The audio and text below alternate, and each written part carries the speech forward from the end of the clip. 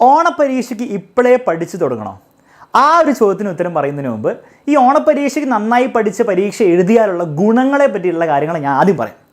ഒന്നാമത്തെ പോസിറ്റീവ്, നിങ്ങളുടെ സിലബസിലെ നല്ലൊരു ഭാഗം നിങ്ങൾക്ക് തീർക്കാൻ പറ്റും. അതായത് ഓണപ്പരീക്ഷയ്ക്ക് കുറച്ച് ചാപ്റ്റേഴ്സ് ഉണ്ടല്ലോ മക്കളെ, ആ ചാപ്റ്റേഴ്സ് നിങ്ങൾ ഓണപ്പരീക്ഷയ്ക്ക് പഠിച്ചു കഴിഞ്ഞാൽ അത് പിന്നെ പഠിക്കേണ്ട ആവശ്യമില്ല. പലപ്പോഴും എന്താ സംഭവിക്കുന്നത് വെച്ചാൽ എല്ലാ വർഷവും അവസാന പരീക്ഷയുടെ ആ മോഡൽ എക്സാമിൻ്റെ ഒക്കെ സമയമാകുമ്പോഴായിരിക്കും എല്ലാവരും എന്താണ് ഫസ്റ്റ് ചാപ്റ്ററിനെ പറ്റി സെക്കൻഡ് ചാപ്റ്ററിനെ പറ്റിയൊക്കെ ഓർത്ത് കൊടുക്കുന്നത്. അതൊന്നും പഠിച്ചിട്ടുണ്ടാവില്ല. അപ്പോൾ ഫുൾ ടെൻഷനും ഫുൾ പ്രശ്നമായിരിക്കും. നിങ്ങൾ ഓണപ്പരീക്ഷയ്ക്ക് ആ ആദ്യത്തെ കുറച്ച് ചാപ്റ്റേഴ്സ് നിങ്ങൾക്ക് സിലബസിലുള്ള പഠിച്ചങ്ങോട്ട് തീർന്നാൽ പിന്നീട് അത് റിവൈസ് ചെയ്താൽ മതി, പിന്നീട് അത് പഠിക്കേണ്ട ആവശ്യമില്ല. സോ ഫസ്റ്റ് പോസിറ്റീവ് എന്താണ് മക്കളെ, ആ നല്ലൊരു ശതമാനം പോർഷൻ എന്ത് ചെയ്യും അവിടെ തീർന്ന് കിട്ടും. പിന്നെ അത് നിങ്ങൾ റിവൈസ് ചെയ്താൽ മതി, പിന്നെയും പഠിക്കേണ്ട ആവശ്യം ഉണ്ടാവില്ല പബ്ലിക് എക്സാം ആകുമ്പോൾ. രണ്ടാമത്തെ പോസിറ്റീവ്, പരീക്ഷയിൽ വരുന്ന ചോദ്യങ്ങളുടെ ഒരു നേച്ചർ എങ്ങനെയാണെന്ന് നിങ്ങൾക്ക് മനസ്സിലാകണമെങ്കിൽ നിങ്ങൾ നന്നായിട്ട് പഠിച്ച് ഓണപ്പരീക്ഷ എഴുതുമ്പോൾ നിങ്ങൾക്ക് മനസ്സിലാവും. അതായത് പലപ്പോഴും എന്താ സംഭവിക്കുന്നത് വെച്ചാൽ നിങ്ങളിങ്ങനെ അടിപൊളിയായിട്ട് പഠിക്കും, നിങ്ങൾ വിചാരിക്കും നിങ്ങൾ എല്ലാ കാര്യങ്ങളും മനസ്സിലാക്കുന്നുണ്ടെന്നും അതുപോലെ പരീക്ഷ ആകുമ്പോഴത്തേക്കും നിങ്ങൾക്ക് എല്ലാ ചോദ്യത്തിനും അടിപൊളിയായിട്ട് ഉത്തരം കൊടുക്കാൻ പറ്റും എന്നുള്ള കാര്യം നിങ്ങൾ വിചാരിക്കും.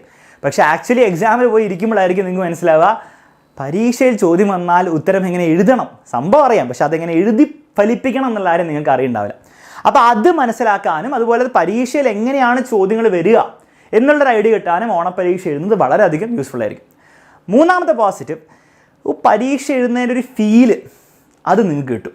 മക്കളെ പലപ്പോഴും എന്താ പ്രശ്നം എന്ന് വെച്ചാൽ നിങ്ങൾ ഈ യൂണിറ്റ് ടെസ്റ്റും അതുപോലെ ഓണപ്പരീക്ഷയും ക്രിസ്മസ് പരീക്ഷയും ഒന്ന് സീരിയസ് ആയിട്ട് എടുക്കാതെ അതൊക്കെ വെറുതെ എന്തെങ്കിലും കാണിച്ചിട്ട് പബ്ലിക് എക്സാം നേരെ പോയി എഴുതുമ്പം പെട്ടെന്നായിരിക്കും നിങ്ങൾക്ക് മനസ്സിലാവുക പരീക്ഷയെ എഴുതാൻ വേണ്ടിയിട്ട് ഫിസിക്സും കെമിസ്ട്രിയും മാത്സും മാത്രം പഠിച്ചാൽ പോരാ, ആ പരീക്ഷ എഴുതുന്ന സമയത്ത് എങ്ങനെ ചോദ്യങ്ങൾക്ക് കൃത്യമായ ആൻസേഴ്സ് കൊടുക്കണം, അത് ഓവർ ലെങ്തി ആയിട്ടും ഓവർ ഷോർട്ട് ആക്കാതെയും കൊടുക്കാനും നിങ്ങൾ പഠിക്കണം. മാത്രമല്ല മൊത്തത്തിലുള്ള ടൈം നിങ്ങൾ മാനേജ് ചെയ്യാൻ പഠിക്കണം. അങ്ങനത്തെ കുറച്ച് ഇമ്പോർട്ടൻ്റ് ആയിട്ടുള്ള കാര്യങ്ങളുണ്ട്, അത് പറഞ്ഞു പഠിപ്പിക്കാൻ പറ്റില്ല.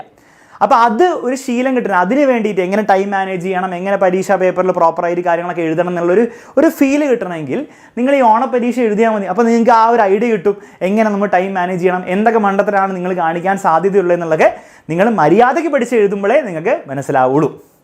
നാലാമത്തെ ആൻഡ് ഫൈനൽ പോസിറ്റീവ്, നിങ്ങൾക്ക് എത്രത്തോളം കാര്യങ്ങളൊക്കെ വശമുണ്ട്, നിങ്ങൾക്ക് എത്രത്തോളം കാര്യങ്ങളൊക്കെ അറിയാം എന്നുള്ള ഒരു ഐഡിയ നിങ്ങൾക്ക് ഓണപ്പരീക്ഷയുടെ റിസൾട്ട് കിട്ടുമ്പോൾ മനസ്സിലാവും.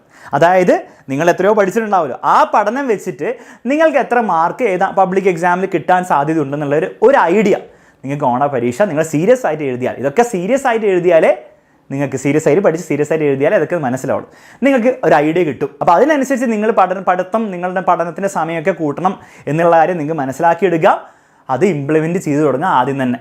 ഓക്കെ, അപ്പോൾ ഇത്രയും ഗുണങ്ങളാണ് ഓണപ്പരീക്ഷ നിങ്ങൾ സീരിയസ് ആയിട്ട് എടുത്ത് അതിനുവേണ്ടി അത്യാവശ്യം സീരിയസ് ആയിട്ട് പ്രിപ്പയർ ചെയ്താൽ ഉണ്ടാകാൻ പോകുന്ന പോസിറ്റീവ്സും ഗുണങ്ങളും.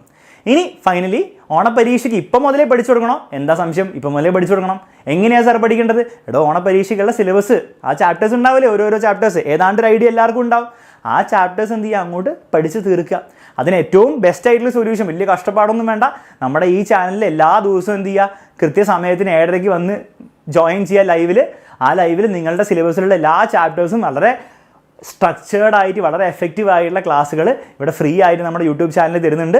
സോ അത് കൃത്യമായിട്ട് ഫോളോ ചെയ്യുക. ഇനി അതുകൂടാതെ നിങ്ങൾക്ക് കുറച്ചും കൂടി അടിപൊളിയായിട്ട് നിങ്ങൾക്ക് നേരത്തെ ചാപ്റ്റേഴ്സൊക്കെ പഠിച്ച് തീർക്കണം എന്ന് ആഗ്രഹമുണ്ടെങ്കിൽ നമ്മുടെ ബാച്ചിലും ജോയിൻ ചെയ്യാം. ബാച്ചിൻ്റെ നമ്പർ ഇവിടെ കൊടുത്തിട്ടുണ്ട്, അതിൽ വാട്സപ്പ് ചെയ്യാം. വാട്സപ്പ് ചെയ്ത് നിങ്ങൾക്ക് വേണം ബാച്ചിൽ ജോയിൻ ചെയ്ത് കുറച്ചും കൂടി സീരിയസ് ആയിട്ട് കുറച്ചുകൂടി പ്രോപ്പറായിട്ട് എക്സാംസും അതുപോലെ ലൈവ് ഡൗട്ട് ക്ലിയറൻസും അങ്ങനത്തെ കുറേ സൗകര്യങ്ങളും വെച്ച് സ്റ്റഡി മെറ്റീരിയലൊക്കെ കിട്ടി നിങ്ങൾക്ക് എന്ത് ചെയ്യാം, പഠിക്കാവുന്നതാണ്. ഓക്കെ, ക്ലിയർ ആണല്ലോ?